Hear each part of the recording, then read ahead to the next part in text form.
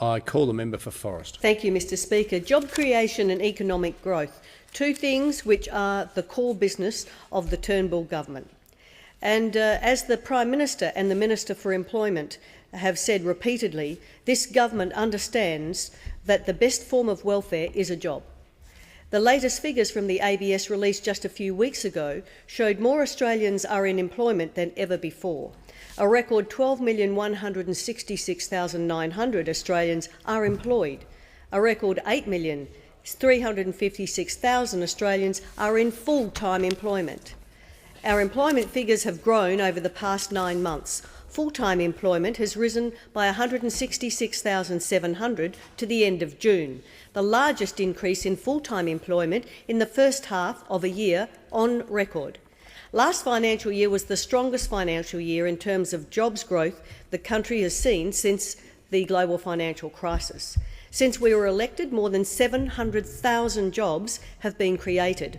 Over 50% of these have been full-time jobs. Additionally, there were over 175,000 job advertisements in June, the highest since mid-2011. Consumer confidence has risen 12% since mid-September of 2015, and retail sales were up around 2% on the previous financial year. Mr Speaker, these figures aren't coincidental. The record employment figures are born out of 4 years of sound economic management, giving business the confidence to grow, and they are the ones delivering jobs across Australia, especially in regional and rural areas. The Turnbull government's youth jobs path is further evidence of this. Over 5,000 young Australians aged 15 to 24 are now employed as a result of PATH, with 25 of these are in the southwest. And of course there will be many more ahead. This is just the beginning of this excellent initiative. Prospective employees aren't the only winners out of PATH, with businesses eligible for the youth bonus wage subsidy of up to $10,000 to assist them in taking on the extra staff they need to help grow their businesses. And following the years of wasteful spending by the Labor government, the Liberal-led government's free trade agreements with Korea, Japan and China are some of the reasons that the agricultural drivers that we see so often in rural and regional Australia. This is a focus of the coalition government.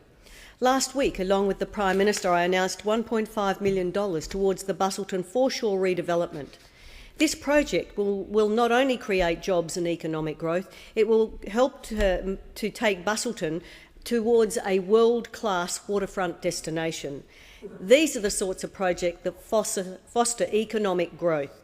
The Busselton Jetty is the second most visited tourist attraction in Western Australia, and this will encourage further investment. I also announced a significant funding of over $2.3 million for the final stage of the Capel Civic Precinct, a multi-purpose community centre and youth space. It'll be a lively hub for youth leisure, recreation and other activities. Now, the Busselton Margaret River Airport upgrade is a transformative project in the southwest, and this will open up the region to international and domestic tourists and freight, and will allow the region to reach more of its potential. The federal government committed over $9.73 million towards this project, and I cannot emphasise how significant this project is. I urge the state Labor government to honour the Barnett government's funding of over $56 million for the project. Every dollar counts to what will be a quality delivery of service for everyone who comes into this region. And of course we know that this government is the best friend that small businesses had, cutting taxes for businesses with a turnover of less than $50 million, helping to keep us internationally competitive. We've extended the $20,000 instant asset write-off for small businesses with a turnover of $10 million until the end of this financial year.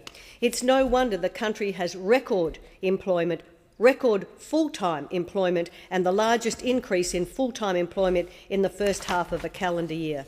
Governments don't create jobs, businesses do, but they need the right drivers from government to be able to do so. It is the Turnbull government that is creating the economic environment which is seeing, with the growing population, more people in work and more people in full-time employment and more people in small businesses having a go. The member's time has concluded. The member for Kingston.